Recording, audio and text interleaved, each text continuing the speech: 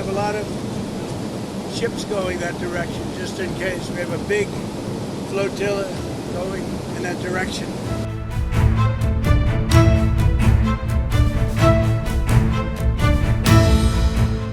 ஈரானை நோக்கி மிகப்பெரிய போர்க்கப்பல் சென்று கொண்டிருப்பதாக அதிபர் டிரம்ப் தெரிவித்துள்ளார். அடுத்து ஈரானில் என்ன நடக்கப் போகிறது என்ற அச்சம் அந்நாட்டு மக்களிடையே தொற்றிக் கொண்டு உள்ளது.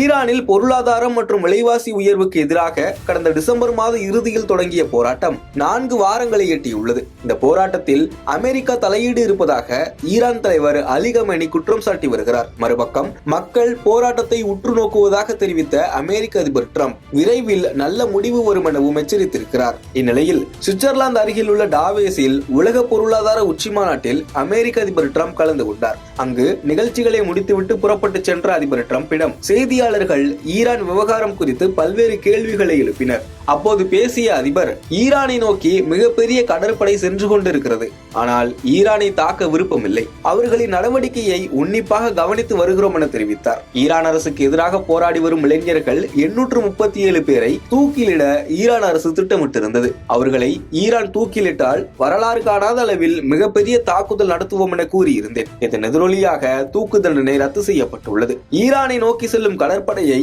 பயன்படுத்த வேண்டாம் என நினைக்கின்றேன். பொறுத்திருந்து பார்ப்போம் என தெரிவித்துள்ளார்.